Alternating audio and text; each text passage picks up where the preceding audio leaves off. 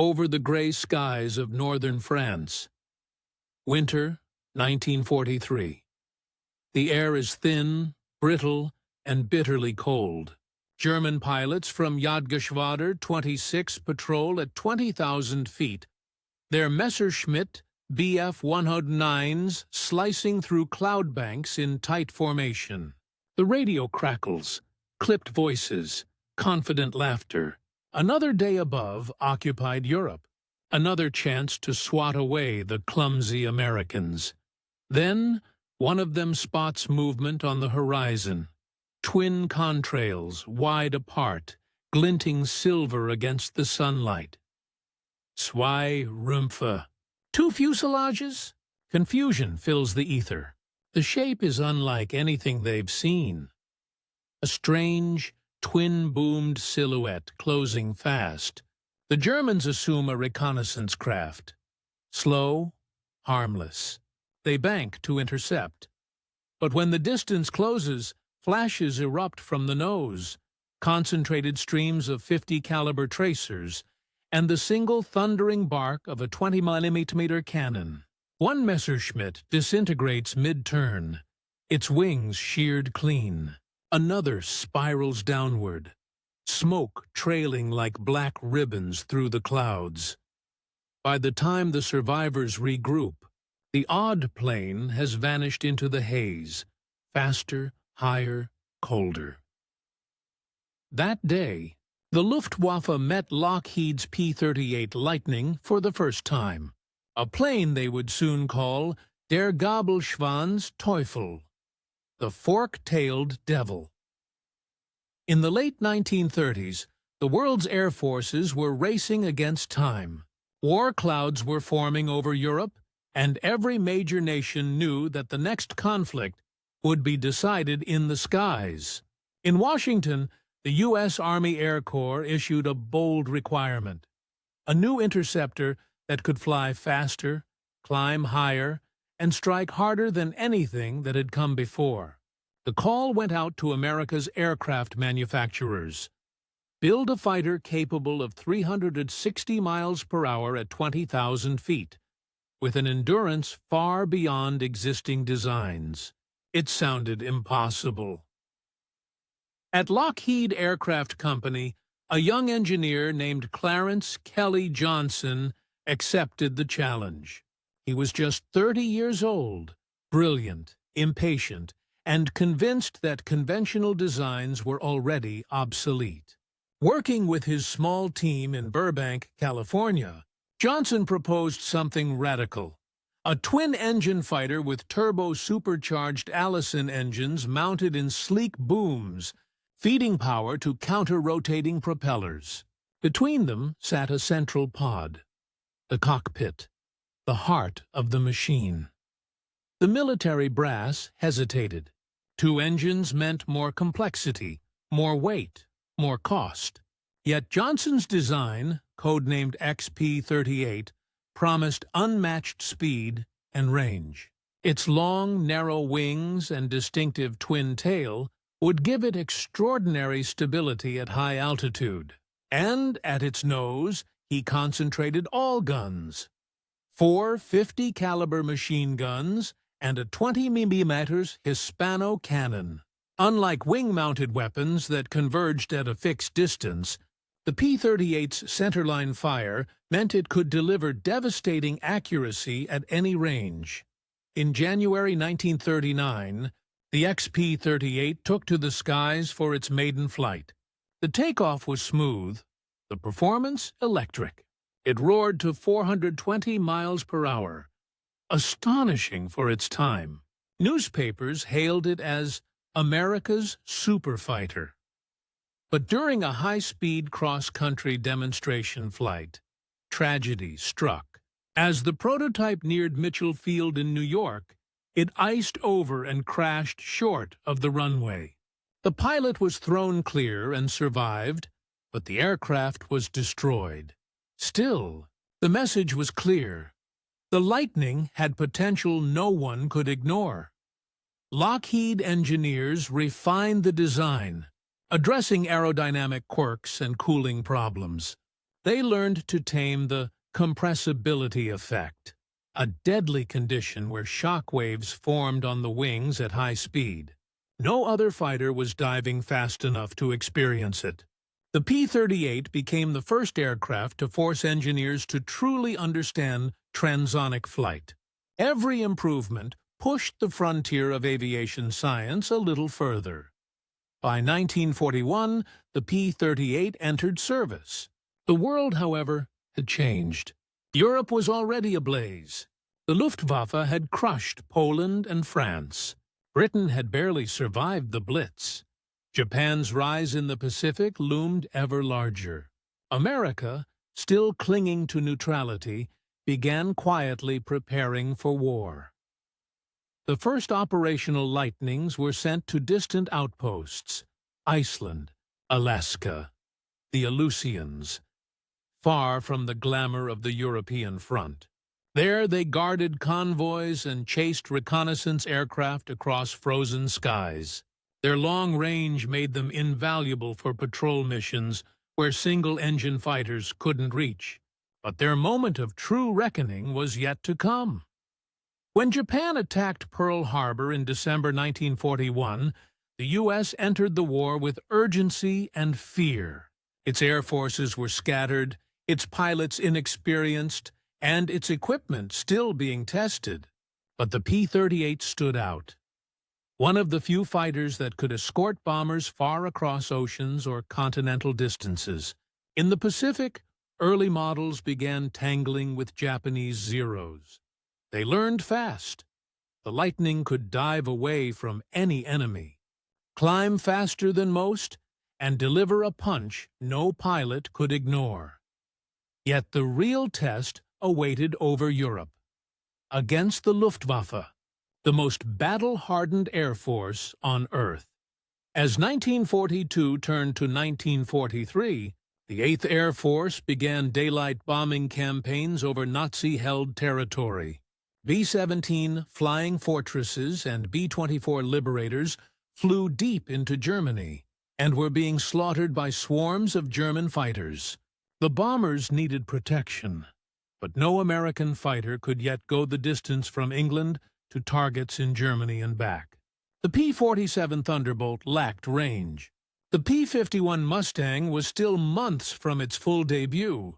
There was only one aircraft that could make the journey, only one with the speed, altitude, and endurance to guard the bombers home.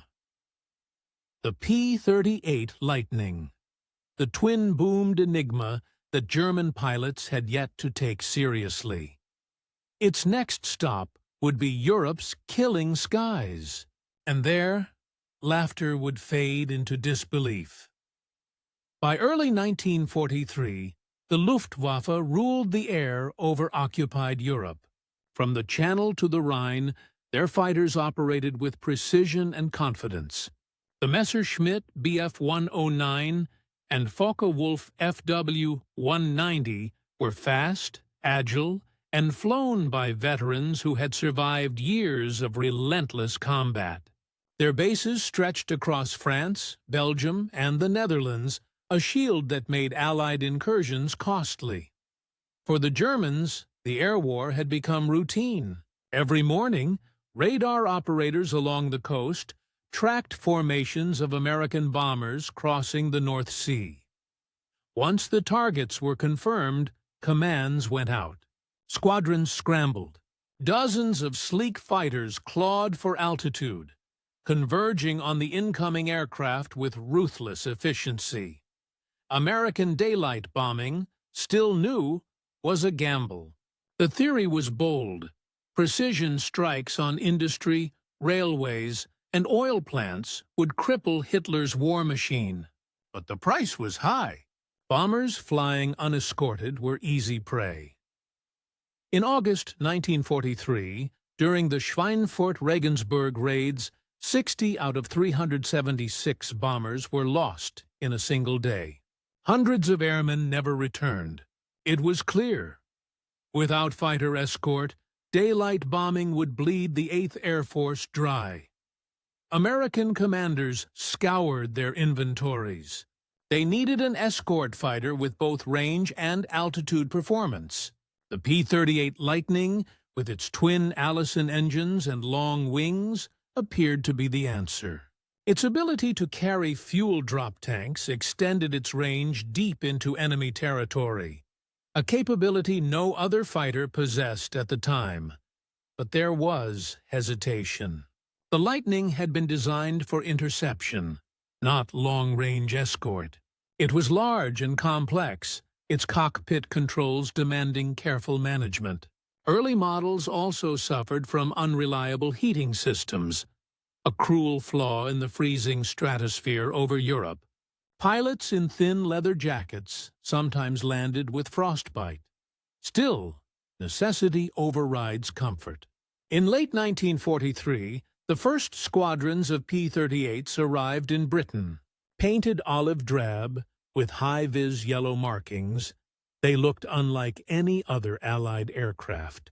Crews trained relentlessly to master its twin throttles, turbo controls, and asymmetric power handling.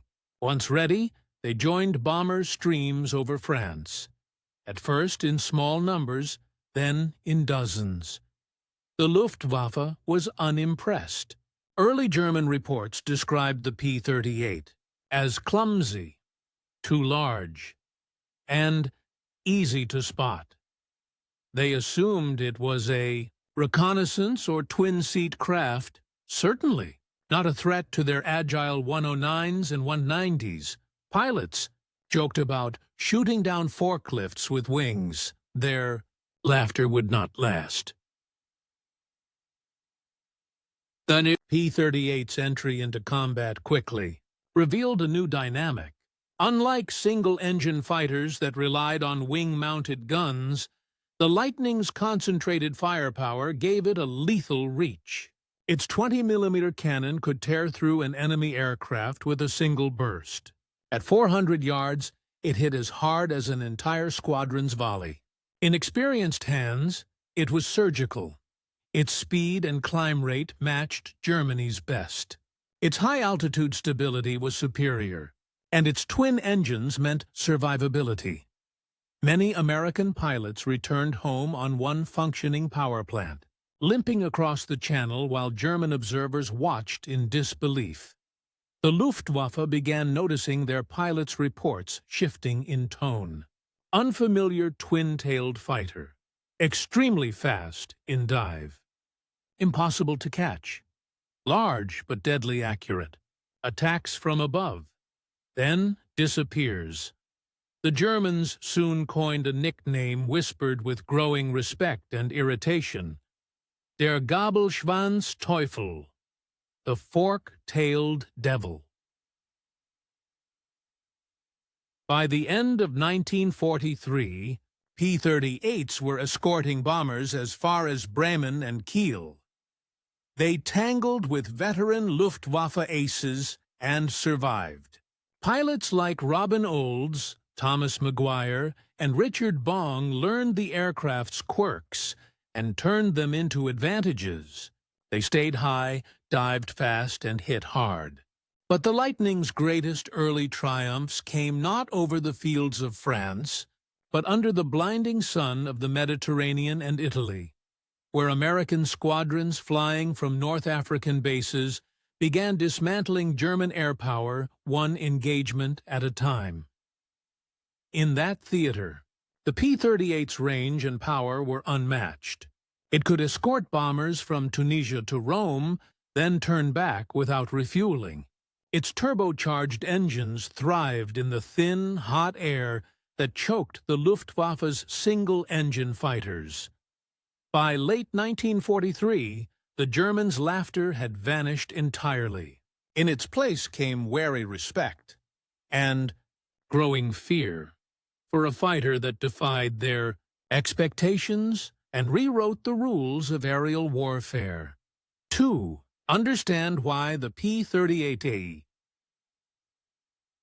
Lightning forced even seasoned German pilots to reconsider everything they knew about air combat. We need to look beyond its appearance and into its engineering soul. The twin-boom fighter was not just different in shape. It represented a shift in how America thought about power, range, and lethality in the sky. Every line of the P-38 was drawn with a purpose. Its long, narrow wings gave it an almost glider-like lift profile, designed for high-altitude stability and efficiency. The twin Allison V-1710 engines, fitted with General Electric turbo superchargers, allowed the aircraft to maintain full power above 25,000 feet, an altitude where most German fighters gasped for air. While Luftwaffe aircraft such as the Bf-109 were agile knife fighters, the P-38 was a precision hunter. Its counter-rotating propellers eliminated torque roll, keeping the airframe stable during steep dives or high-speed pursuits. The Germans, trained for close-range turning engagements, quickly found themselves outpaced in vertical maneuvers and energy climbs. When American pilots learned to boom and zoom, diving from above at tremendous speed, firing and then climbing away, the Lightning became nearly untouchable. In these hit-and-run tactics, the aircraft's nickname, Lightning, proved prophetic. Most fighters of the era carried guns mounted in their wings, firing along paths that converged at a single distance, typically 250 yards. The P-38's design placed all its weapons in the nose, 4 50-caliber Browning machine guns and 1 20mm cannon. The result was brutal precision. At 400 or even 600 yards, a pilot could rake an enemy aircraft from engine to tail without worrying about convergence. One accurate burst could shred an opponent long before he entered his own firing range. German pilots, used to seeing tracer arcs crossing harmlessly at distance, suddenly found themselves being hit by unseen rounds that seemed to come from nowhere. It also gave the Lightning a unique sound in combat. A single, deep-throated rhythm, the combined beat of 5 guns pounding in perfect sync. Pilots who heard it described it as a metallic thunderclap rolling across the sky. The Lightning's twin engines were its lifeline. In the brutal arithmetic of air warfare, 1 engine meant 1 chance. 2 meant survival. Many American pilots lived to tell their stories because the P-38 could fly hundreds of miles on a single functional power plant. When flak shredded fuel lines or a cannon shell tore through a nacelle, the Lightning's pilots would feather 1 propeller, trim the plane, and limp home. Over the English Channel, crippled Lightnings often descended in wide, 1-engine arcs, while other fighters simply fell from the sky. This redundancy also granted the P-38 the confidence to fly farther and deeper than any single-engine escort. Missions to Berlin, Munich, or Vienna were no longer impossible, just dangerous. The Luftwaffe noticed the persistence of these twin-tailed intruders. They could not be scared off easily. They had a way home. The European air war was fought increasingly in the stratosphere, where oxygen was scarce and temperatures plunged to 40 degrees Celsius. Here, engines strained, oil froze, and even human breath condensed into white crystals that coated oxygen masks. The P-38's turbo superchargers transformed these thin heights into its hunting ground. While Bf-109s began to lose thrust past 25,000 feet, the Lightning roared comfortably above 30,000.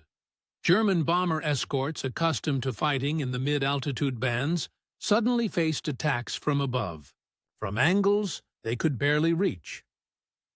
Luftwaffe ace Adolf Galland would later remark that the Americans had a machine that could dictate the fight, climb, dive, or disengage at will.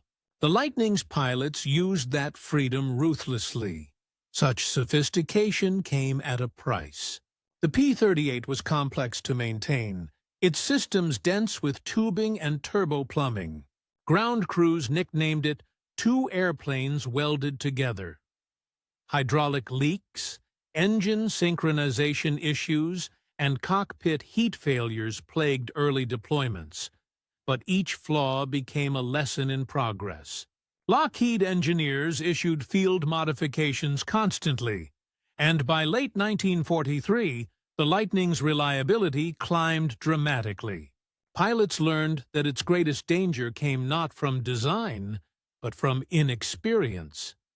Mishandled throttles during combat turns could cause asymmetric stalls. Yet those who mastered it treated it with reverence. They knew they were flying something ahead of its time. The first American fighter to truly breach the frontier between propeller and jet age. At first, German pilots dismissed the Lightning as awkward and heavy. Its large frame suggested vulnerability. But after the first encounters, reports filtering back to Luftwaffe command told a different story. Debriefings mentioned aircraft capable of sustained 700 km/h dives, with firepower beyond expectation. German intelligence analysts began piecing together data from wrecks and gun camera film. They were startled to discover the Lightning's range and ceiling figures. One report concluded, if employed in numbers, this fighter can escort bombers to any target in Germany. That sentence alone caused concern in Berlin. The myth of Luftwaffe invincibility in the West began to crack. By late 1943, what had started as laughter turned into calculation. The Luftwaffe could no longer dismiss the P-38. They had to adapt, or bleed. And as German engineers studied photographs of the strange twin-tailed shape, their pilots were already facing it in the thin blue world above Europe, where the Lightning struck, vanished, and struck again. For many young American pilots arriving in Europe in 1943, the P-38 was unlike anything they had ever touched. Its cockpit was crowded with levers, twin throttles, and turbo controls. The pre-flight checklist read like a novella. But once airborne, those who learned to harness it felt an awe bordering on fear. The aircraft demanded discipline. Too much throttle imbalance, and it yawed violently. Mishandle the dive recovery and compressibility could lock the controls. Training schools in California and Texas hammered one rule above all: respect the airplane. Veterans like Richard Bong, Thomas Maguire, and Robin Olds became living proof of that lesson. They developed instinctive control, balancing power through muscle memory, trimming on feel alone. When Bong scored his first victories in the Pacific, it wasn't from daring alone, it was from methodical mastery. Every move in the Lightning required awareness, anticipation, and restraint. German pilots, meanwhile, often misread that same discipline as weakness. They saw the P-38's wide turns and assumed hesitation. But what they didn't realize was that American pilots were calculating energy, setting up altitude advantage, and planning a strike that would leave no chance for recovery. The Lightning rewarded patience, and in war, patience was a rare luxury. General Jimmy Doolittle and his planners at the 8th Air Force faced a cruel dilemma. Their heavy bombers, the B-17 and B-24, could destroy German industry, but only if they survived the journey. Escorting them all the way to the targets meant risking their limited stock of advanced fighters deep over hostile territory. The P-38 became the spear point of that risk. Doolittle's staff understood that if the Lightning failed, daylight bombing might have to be abandoned entirely. So they committed. Full squadrons of Lightnings, refitted with droppable fuel tanks under their wings, began accompanying bombers over France and into Germany. At first, coordination was chaotic. Bomber formations and escort patterns clashed in the cold, thin air. Radio discipline faltered, but the principle worked. Losses began to decline. The Luftwaffe's hunting grounds were shrinking. Every time a formation of silver P-38s appeared at bomber altitude, morale among air crews surged. The phrase "fork-tailed angels" began circulating among bomber groups, a counterpoint to the Germans' darker nickname. Strategically, it was a revelation. The United States could now project air power hundreds of miles from any base. The idea of an unreachable Reich was crumbling, and with every successful return flight, the P-38 justified the faith placed in it. Inside Luftwaffe command, unease was growing. For years, German pilots had dictated the terms of air combat. They climbed higher, chose when to attack, and vanished before Allied escorts could react. But with the arrival of the Lightning, that confidence began to erode. Pilots from JG-53 and JG-26 reported new American fighters appearing at altitudes once reserved for reconnaissance aircraft. Their speed in dive and climb defied logic. Even aces like Erich Hartmann, flying the newer Bf-109G, avoided unnecessary engagements with twin-boomed intruders. Captured German intelligence reports revealed confusion.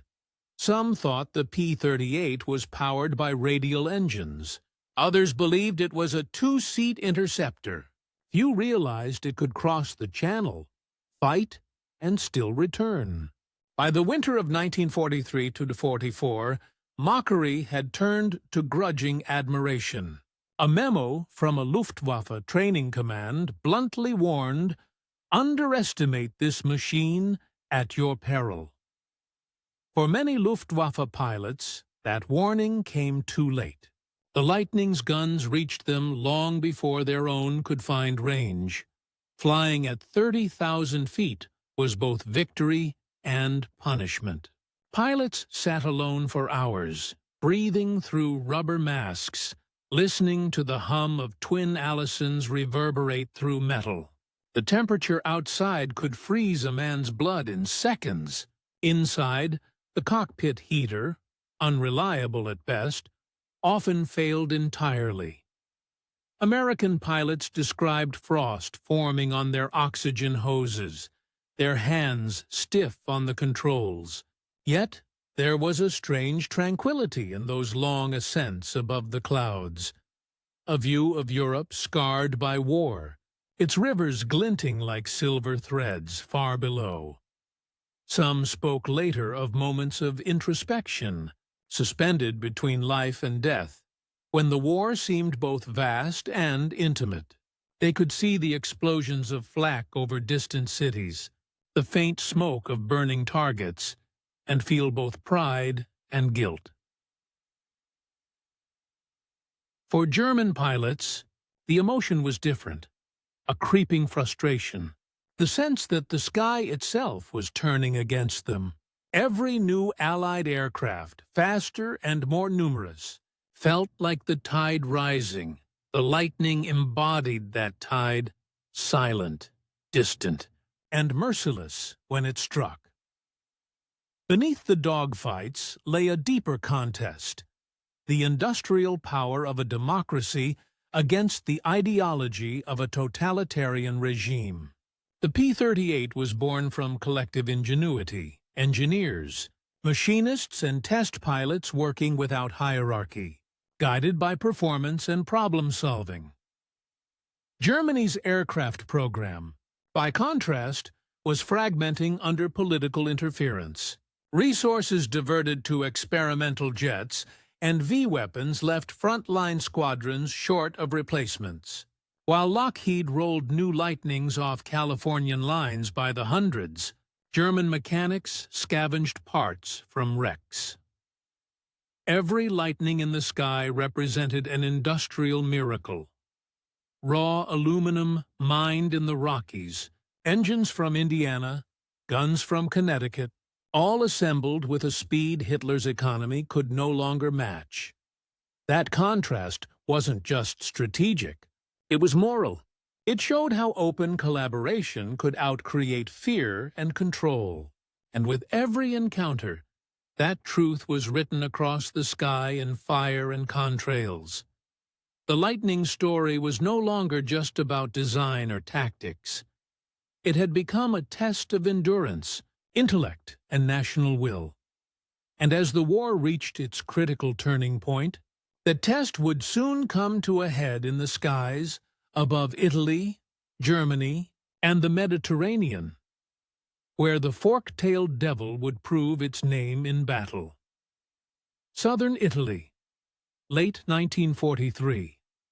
The sky over the Tyrrhenian Sea burns white in the morning haze. Dozens of silver aircraft climb from bases near Foggia, their twin tails glinting like forks of lightning. Beneath them, the Mediterranean shimmers, dotted with convoys and smoke trails. Above, enemy radar stations in occupied Italy begin to buzz. Luftwaffe controllers scramble interceptors from the north. It is here that the P-38 288 Lightning will carve its reputation into history.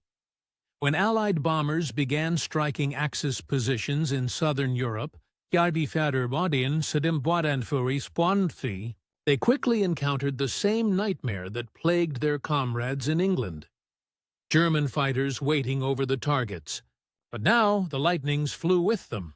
Squadrons from the 1st Fighter Group and 14th Fighter Group formed spearhead escorts for raids over Naples, Rome, and later, deep into Austria.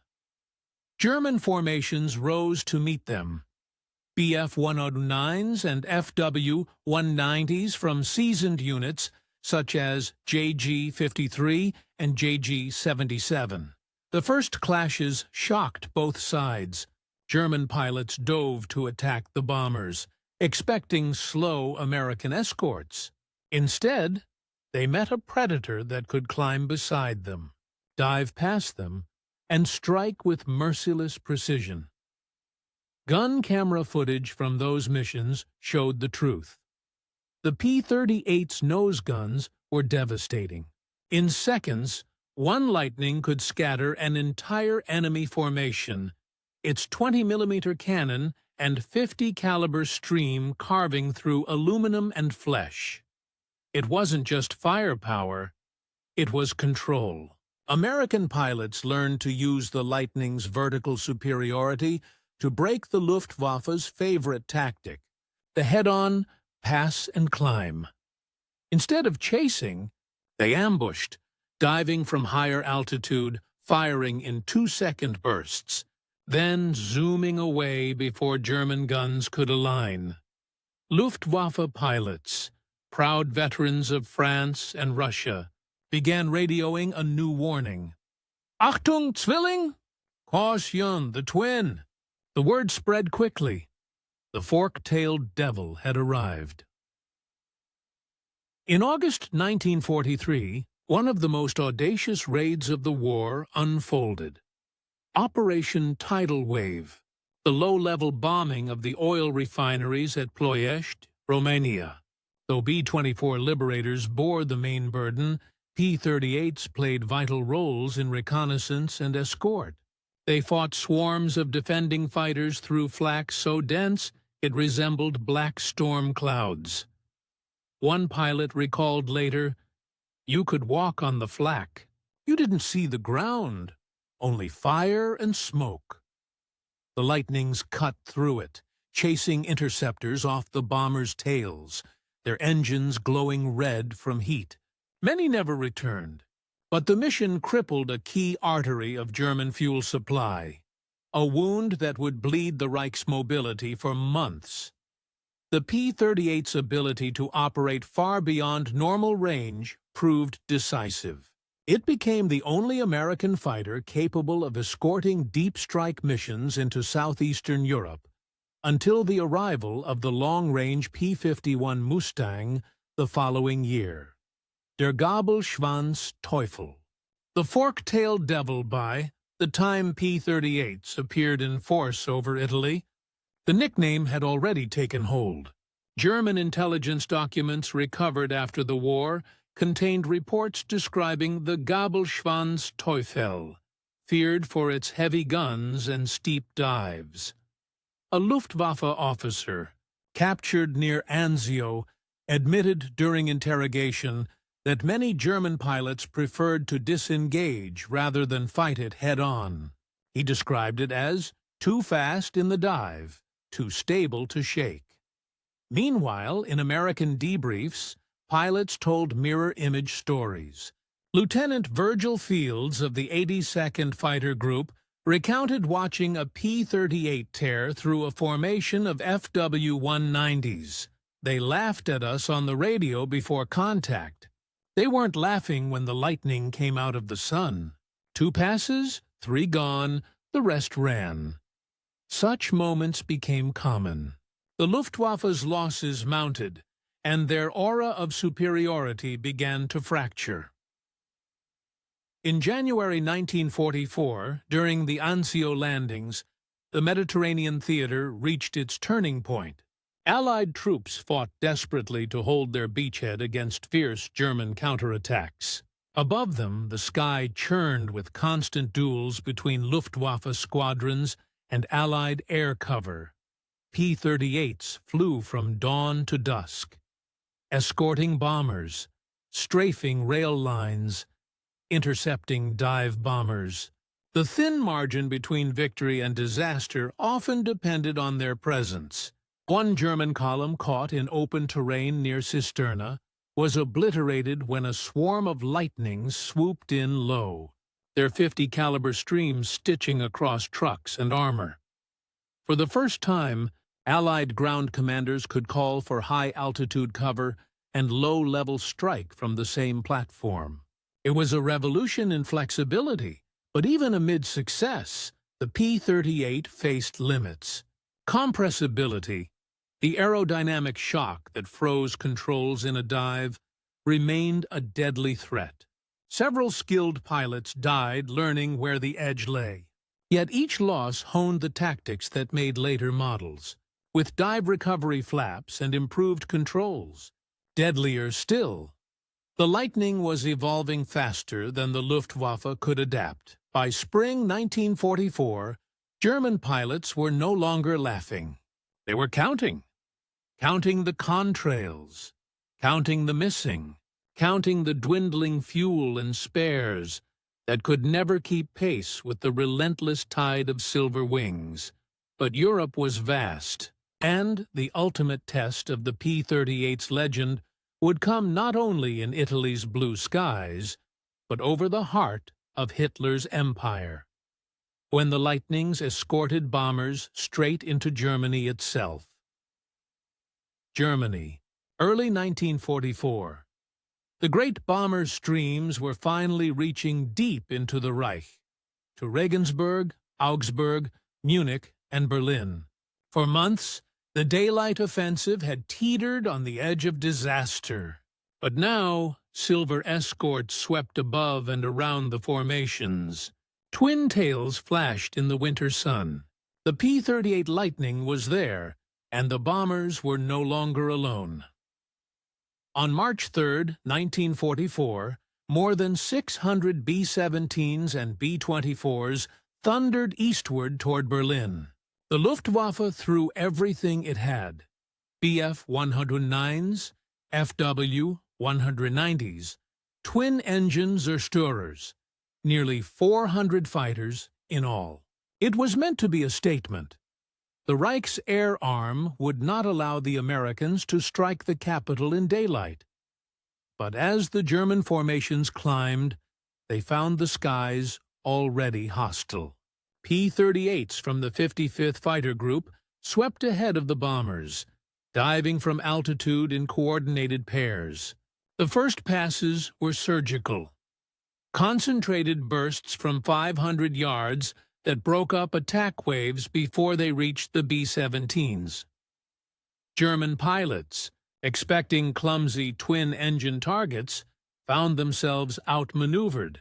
The Lightning's roll rate at high speed, once a supposed weakness, allowed it to dive and level faster than the FW-190s could follow. In that single mission, Luftwaffe losses were crippling. American airmen later described the radio silence after the battle. No gloating, no chatter, just quiet awe that the raid had reached Berlin and returned. For the first time, the Luftwaffe had failed to defend its capital. The balance in the air had shifted. In those weeks, the Lightning earned its full reputation. Over Germany's industrial heartland, it performed an array of missions: escort, interception, strafing, and photo reconnaissance. At low altitude, its firepower was merciless. At high altitude, its turbocharged engines made it almost untouchable. German flak crews learned to identify it instantly by silhouette. "Zwei Rümpfe, Achtung!" they shouted. "Two fuselages, beware!" The twin trails overhead meant trouble. For bomber crews looking down, that shape became a symbol of safety. They would see contrails of lightning slicing into climbing enemy formations, then watch black dots tumble earthward. One B-24 gunner later said, "When the twins showed up, the sky belonged to us again." But it was not effortless. Lightning pilots fought in brutal conditions, frost-bitten, fatigued, navigating over miles of enemy territory with no margin for error. If one engine failed far from home, the other might save you, but the return flight was agony. Fuel ran low. Hands shook from cold. The cockpit smelled of oil, cordite, and sweat. Those who made it back often collapsed beside their aircraft. The adrenaline drained. Yet, they climbed again the next morning. As 1944 progressed, Lightning squadrons spread across the Mediterranean and Western Europe. The 82nd Fighter Group, operating from Italy, became legendary for its deep penetration strikes. They hunted trains, fuel depots, and airfields, slicing across the Alps at dawn, guns blazing. In one mission near Wiener Neustadt, P-38s caught dozens of Luftwaffe fighters refueling on the ground. Within minutes, the airfield was an inferno. German command lost more aircraft to that single attack than in a week of air combat. The Lightning's destructive reach extended even to high command. In April 1943, P-38s intercepted and shot down the plane, carrying Admiral Isoroku Yamamoto, architect of Pearl Harbor, over Bougainville. It was a mission of calculation and precision. 1,000 miles round trip, timed to the minute. Though it occurred in the Pacific, word of it reached Europe quickly. For the Allies, it was proof of the Lightning's reach. For the Axis, it was a warning. Nowhere was truly safe. By summer 1944, the Luftwaffe was bleeding out. Fuel shortages grounded squadrons. Veteran pilots were dying faster than they could be replaced. American bombers flew deeper, heavier, and more often, escorted now by both P-38s and the newly arrived P-51 Mustangs. But the Lightning's role remained critical. It could carry bombs, rockets, or cameras, serving as both hunter and scout. Over Normandy, during the D-Day invasion, Lightnings swept ahead of the landings, cutting rail lines and striking convoys.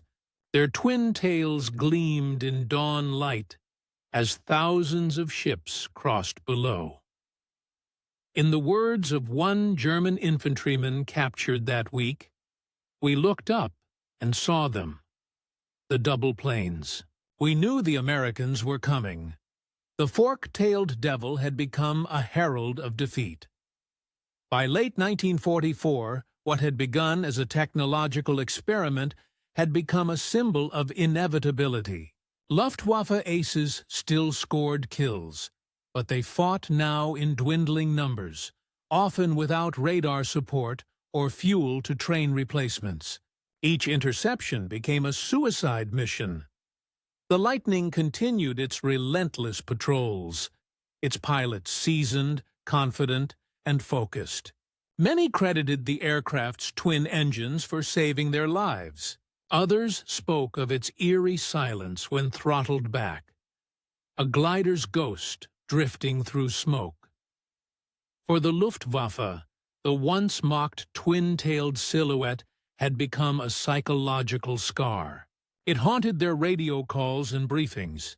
Its approach meant not just danger, but the collapse of a long-held illusion that Germany could control its skies. When the Allies crossed the Rhine in early 1945, P-38s strafed bridges and convoys without opposition. The laughter that had greeted its first appearance in 1943 was gone. In its place was quiet resignation. The fork-tailed devil had lived up to its name. The skies were changing color, from gray to Allied silver. And as smoke rose over the factories of the Reich, one truth echoed across the war. The P-38 had not only survived the enemy's mockery, it had reshaped the very meaning of air power. When the war began, the United States had no aircraft capable of escorting bombers across the breadth of Europe. By its end, it possessed a machine that not only bridged that gap, but also altered the philosophy of aerial warfare. The P-38 Lightning was never a perfect aircraft, but it was a decisive one. Between 1941 and 1945, over 10,000 Lightnings were built. They served in every major theater, from the Aleutian Islands to the deserts of North Africa, the jungles of the Pacific, and the frozen skies above Germany. In Europe alone, P-38s destroyed more than 1,800 enemy aircraft in air-to-air combat, and thousands more on the ground. In the Pacific, American aces like Major Richard Bong and Major Thomas Maguire scored a combined total of 78 aerial victories, all in Lightnings. But statistics alone cannot explain the aircraft's influence. The P-38 was not merely a weapon, it was a proof of concept. It demonstrated that a heavy, twin-engine fighter could perform as well as, or better than, its single-engine rivals when designed intelligently and flown skillfully. It redefined range, endurance, and firepower for the Allied air strategy.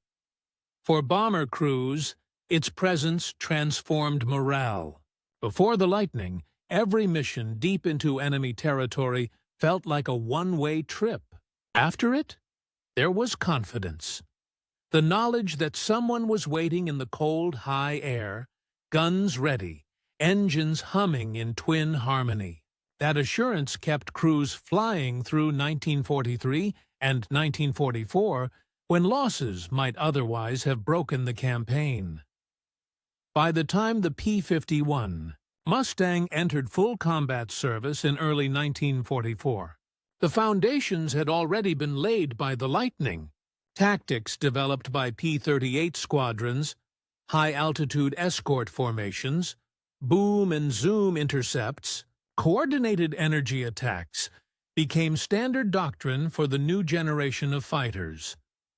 The P-38's long-range capability taught the Allies how to plan and sustain strikes over continental distances.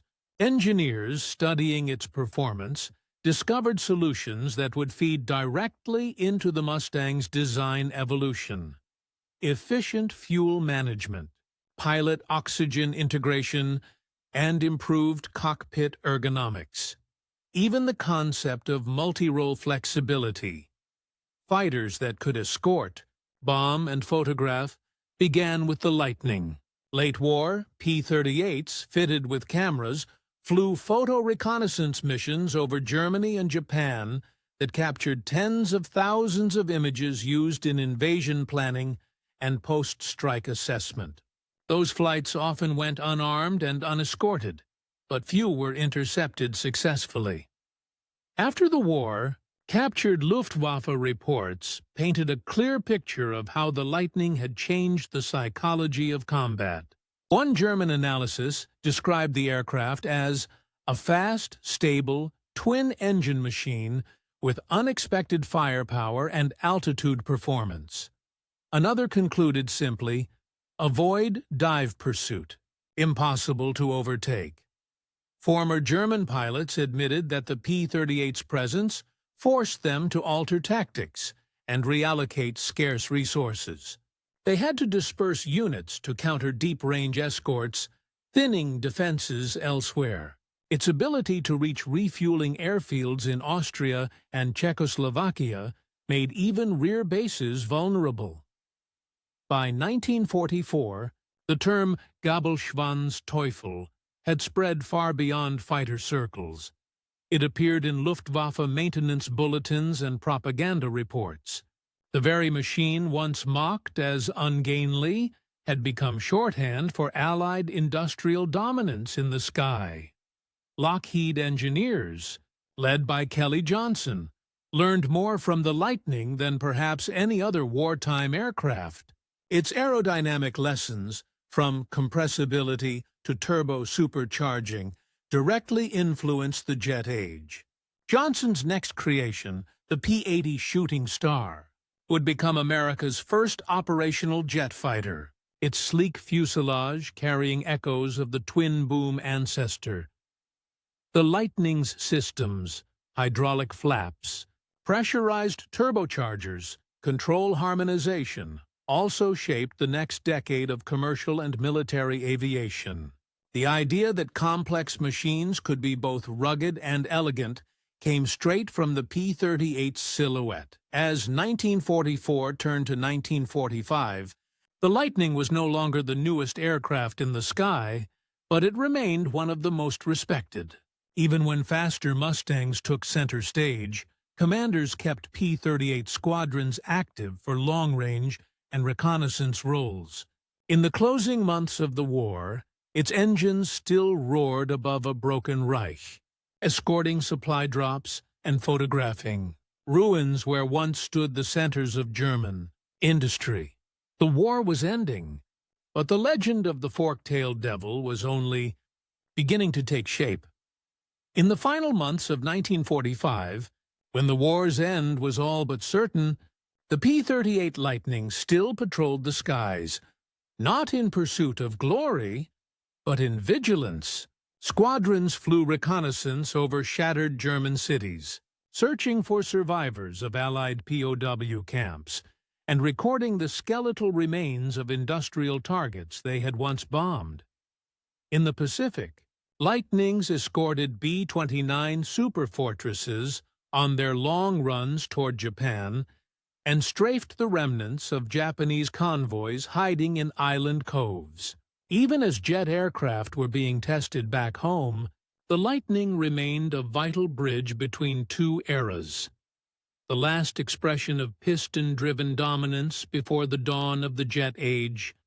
Its twin engines and twin booms, once symbols of ridicule, had become icons of reliability. Ground crews trusted it. Pilots respected it. Enemies feared it. And when peace finally came, the survivors of those who flew it often said that the Lightning had not just carried them through the war. It had taught them how to fly. Those who flew the Lightning never forgot its contradictions. It could be gentle or violent, forgiving or fatal. Veterans often described it with the same tone reserved for a living creature. Unpredictable, temperamental, but magnificent. Major Richard Bong, America's top-scoring ace with 40 victories, once said the P-38 felt like a part of you when you stopped fighting it and started listening to it. Lieutenant Robin Olds called it a sword with wings, fast, cold, and lethal. The aircraft's design demanded humility. One careless dive into compressibility could end a career. But for pilots who mastered its rhythm, it became an extension of instinct. In interviews decades later, they spoke not of victories, but of the sensation. The vibration of the throttles, the shimmer of aluminum in the sun, the twin shadows racing across the clouds. For German pilots who survived those encounters, memory carried a different weight. Some later admitted their astonishment that America, so far from the front, so late to the war, had produced such a machine. One recalled seeing a lightning streak past his canopy near Linz and realizing the Reich had already lost. We just hadn't been told yet. After the war, the U.S. Army Air Forces retired most of its piston fighters in favor of jets, yet the P-38 refused to fade. Hundreds were repurposed as photo-reconnaissance aircraft during the early Cold War, mapping vast regions of Europe, Asia, and the Arctic. Its long range and stability made it ideal for camera mounts and survey work. Some were sold to foreign air forces, Italy, Honduras, and China among them, where they flew into the 1950s. Others found quiet lives in civilian roles, aerial mapping, bush transport, or air racing. Wherever they went, the twin booms drew eyes skyward. People stopped, pointed, and remembered. By the time jets fully claimed the skies, the Lightning had become part of legend, the last of the great American propeller fighters that helped win the world's largest war. 30 Terhorsian, P-38's story is also the story of transformation. From doubt to mastery, from laughter to awe. It embodied the United States industrial awakening and its engineers' willingness to take risks that others feared. It linked two worlds, the mechanical craftsmanship of the 1930s and the technological daring that would reach space within a generation. Every innovation it introduced, turbo supercharging, concentrated nose armament, long-range escort operations, pointed directly toward the future. The jet age did not erase the Lightning's influence. It simply accelerated its lessons, and so, when veterans gathered in later decades to commemorate their squadrons, the silhouette most often engraved on plaques and monuments was not a Mustang or a Thunderbolt, but that unmistakable twin tail, frozen forever against the clouds. The fork-tailed devil had come full circle. What began as an experiment ended as an emblem of ingenuity, endurance, and the quiet resolve of those who flew it through cold, hostile skies. Its shadow would linger in aviation's evolution, in every swept wing and every contrail that followed. And as engineers looked toward the supersonic age, they did so standing on the shoulders of a machine that had already conquered the stratosphere. The Lockheed P-38. Lightning. In the end, the P-38. Lightning was more than metal, rivets, and engines. It was a testament to what vision can achieve under pressure. Born from a set of impossible specifications, it defied the boundaries of engineering and the skepticism of its own allies.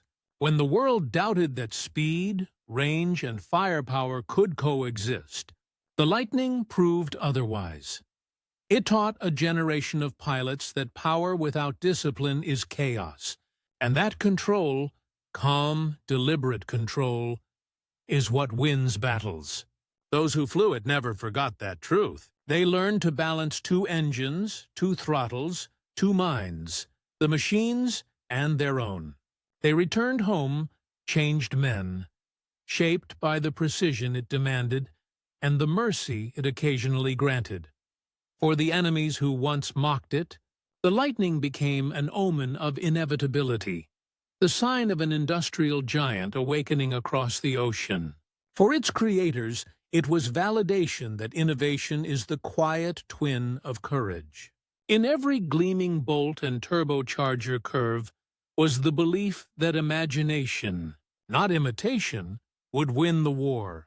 Today, the few surviving Lightnings still fly at air shows, their engines humming the same deep twin note that once echoed over Europe and the Pacific. When they pass overhead, spectators often fall silent, not out of nostalgia, but recognition. The sound belongs to a moment in history when the sky itself became a battlefield of ideas. The P-38 did not just help end a war.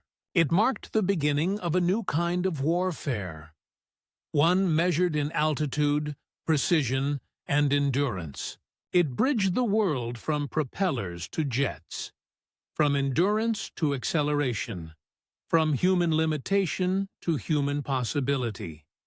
And so its story remains timeless, a reminder that laughter can turn to awe, that doubt can give way to mastery, and that progress, like the twin contrails of a lightning climbing into the cold blue, always rises from the courage to try something no one else believes possible.